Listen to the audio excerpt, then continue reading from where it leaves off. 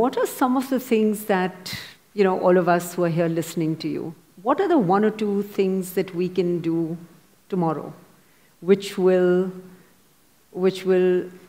increase this level of awareness, perception, thoughtfulness? Oh, you're talking about a takeaway, huh? In a sense, but an enduring takeaway. It's not lighthearted, it's not, because we've heard a lot, and I'm sitting here and saying, okay, so what do I do differently tomorrow? Let's say to learn ABC, the 26 alphabets. At least if you learn the Indian languages, you know 54, whatever. 26 alphabets. How long did you take to learn to write them properly in their proper order and use them whichever way you want? How long did you take? Oh, I'm still at it. A long time. At least 3-4 years minimum. Yeah. To learn to make sentences and use the way you want, maybe you took 12-15 years. Much longer than that, yes. So you gave so much just to learn some wordcraft. But to know something about the fundamental nature of your existence which could just change you dimensionally, you want to know it in 2 minutes. Why are you so unfair? No, I only want to know where to start in 2 minutes. Okay. Where to start? Just do this much. Before you go to bed today, one thing is, every hour, okay, remind yourself. Right now, it's going to be 8 o'clock, 8 o'clock, remind yourself, wow, I'm still alive. No, don't laugh. So many people who go to bed today will not wake up tomorrow morning. More than 1 million people on the planet will not wake up tomorrow morning. Tomorrow morning, suppose you wake up. Yes, who knows? You always think it's not me, it's going to be somebody. Very cruel. Tomorrow morning if you do wake up, first check, am I really awake, alive? I'm still alive, wow. Don't have to do anything, don't scream or something. At least one big smile, okay, I'm still alive. Over 1 million people didn't wake up tonight, but here I am, alive. Fantastic or no? What is the biggest thing in your life? You're alive right now. So, you're still on tomorrow morning, just one smile, wow. Then maybe there are 2, 3, 4 people who matter to you much in your life, just check, he and she and that one and this one is alive. All alive, great. If 1 million people died tonight, which they do every night, at least 10 million people lost somebody who was dear to them. But none of those who are very dear to you are gone today. Fantastic or no? Another big smile, don't tell anybody. Just smile, okay. Great. 8 o'clock in the morning, wow, 8 o'clock, still alive. Every 1 hour, just do this exercise, okay? Every 1 hour, just remind yourself, check, on. Please understand this. If you think about God, you will become hallucinatory. Only when you are conscious about your mortality will you want to truly know the nature of this life. When you know, you're on right now and tomorrow morning you may be poof, gone. Now you want to know, what the hell? What is this? I'm real right now, but tomorrow morning, gone. So many people who are so real and on, suddenly gone. Can't believe, where did they go? But you thought about it for 10 minutes and then you got busy. You had to text, my father is dead. But remind yourself of your own mortality, let the question deepen. If you can do it every moment, it's great. If you cannot, at least once an hour, remind yourself that you're mortal. You're not immortal, you're mortal. If you know that you're mortal, suddenly you will see in a few days you have no time to do any nonsense which doesn't mean anything to you. You will do only what really matters to your life. You have no time to do any rubbish with anybody. You will have time only to do the best things that you want to do, what you truly care to do in your life, and nothing other than that. And that's what you should be doing because it's a very limited amount of time.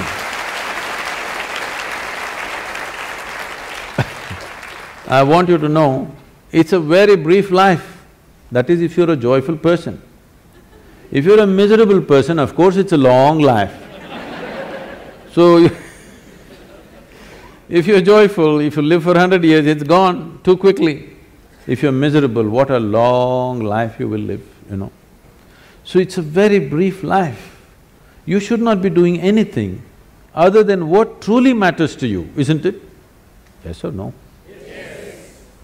But you're doing so much nonsense which doesn't mean anything to you simply because you think you're immortal. Otherwise, people are saying, no, I will live up to 80, maybe 100, so I will do this at 70, I will smile at my neighbor when I was 75, you know, when all my work is done. When all the property issues are settled, after that I'll smile at him. There is no such guarantee. Has anybody here come with a guarantee card for 2 days? No, you could be dead tomorrow morning. I'm not wishing that, I bless you with a long life, but it's possible, right? Every day it's happening to a million people means, can't it be you and me tomorrow morning, I'm asking? Yes or no? Yes. If you are conscious of your mortality, becoming aware will naturally happen because the significance of being alive will blossom. You used all kinds of words which are straight from the American coast, mindfulness, awareness, mental alertness. No, you need to separate these things. Being mentally alert will help you to survive better. If I'm mentally alert, I can drive better, I can do my work better, I can do something else better. It's survival. Awareness is not about survival. When I first asked you the question, how do you know that you're here? You went around and then you said, I'm conscious. Only because you're aware, you're alive. Your awareness is aliveness, your aliveness is awareness. The question is only about how alive. Lot of people think if they're 50% alive, it's pretty good. Yes, you can survive 50%. But you need to understand, if we want to torture somebody, if you want to torture somebody, what would you do? You'll kill them? Suppose you got employment in hell, let's say. You are given the job of torturing people. What will you do? Kill them? Hello? No. No. Keep them half alive.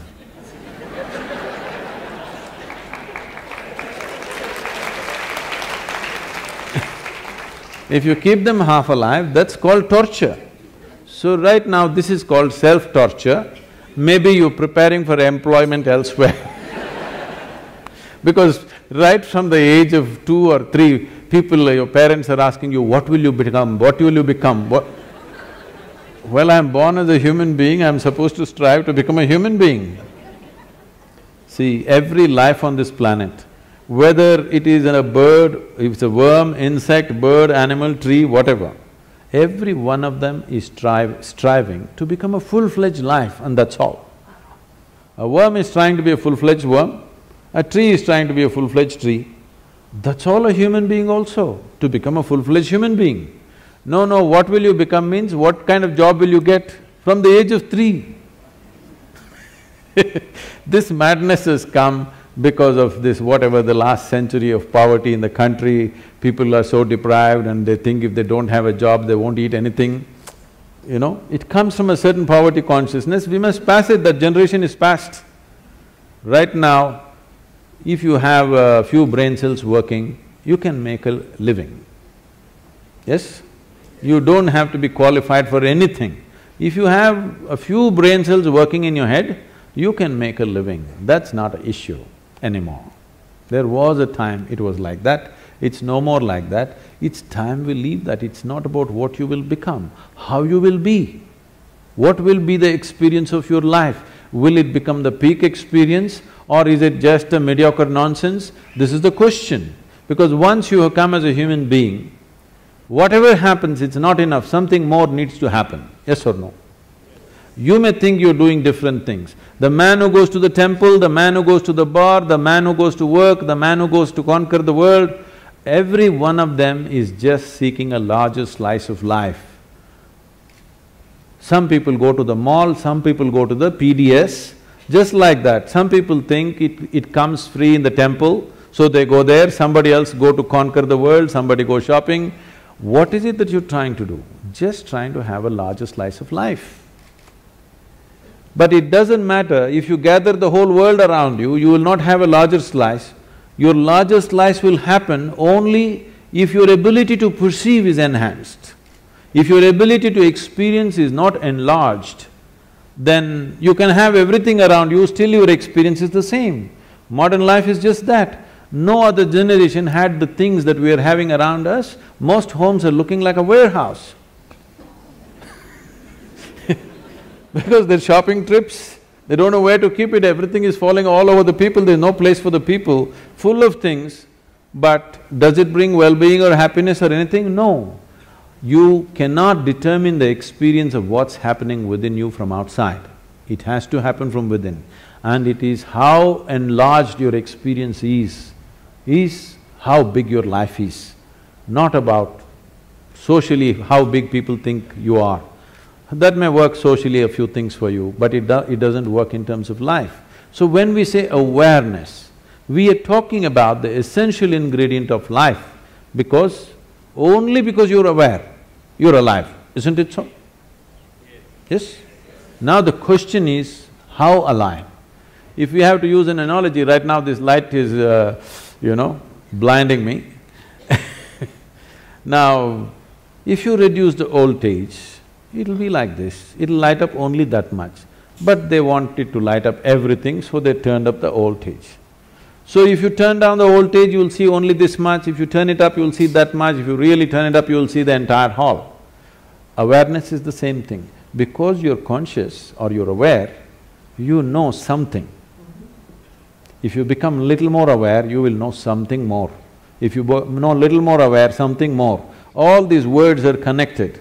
Prajna, the word guru, all these things are connected because prajna means you're conscious. Because you're conscious, depending upon the intensity of your consciousness, accordingly your vision of everything around you is enhanced. Now the word guru means, gu means darkness, it's a four-letter word, Ru means dispeller. So a guru is not supposed to teach you something, he is not supposed to give you a philosophy, not supposed to give you an ideology. It is just that he is supposed to throw little more light. Little more light means, if suppose this hall is dark and you're only able to see the first two rows, you're not able to see them. If I flashed a torchlight, you saw, oh, all those people, the whole world out there. But I switched off the torch. Then you know, there is something, now I have to see. What do I need? I need a torch beam of my own, okay? This is the job.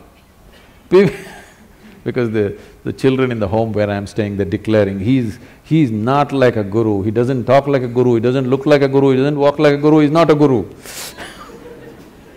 I'm very glad, I'm getting certified. Yes, yes. Now, about seeing everything the way it is, because if I want to walk through this, there are a whole lot of people right now, belief systems. You believe in God, all right? Now, I know in the corporate world, people have shifted this, I believe in myself. Which is somewhat misplaced, but that's okay. Both are misplaced, they produce different kinds of impacts. Absolutely. See, belief means what? Essentially, belief means you're unwilling to admit what you do not know as I do not know. Whatever you do not know, you believe.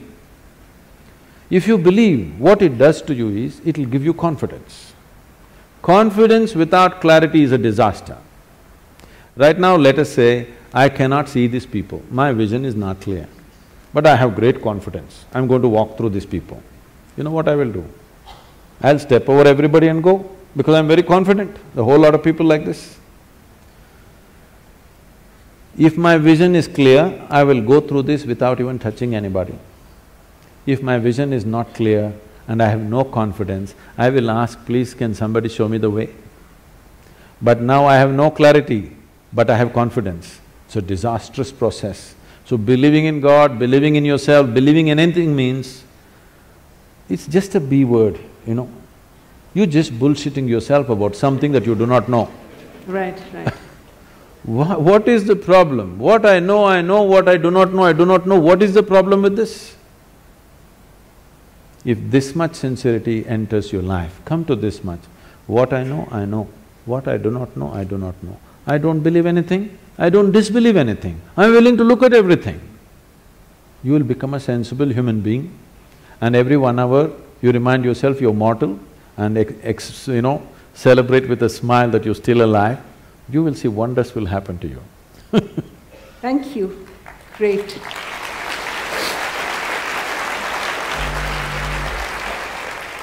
So even a free-flowing… It's 8 o'clock. No, we have more time, we have more time. I was just going to say… I'm not saying that, it's 8 o'clock, you're still alive, wow! We are all alive. That's the collective celebration.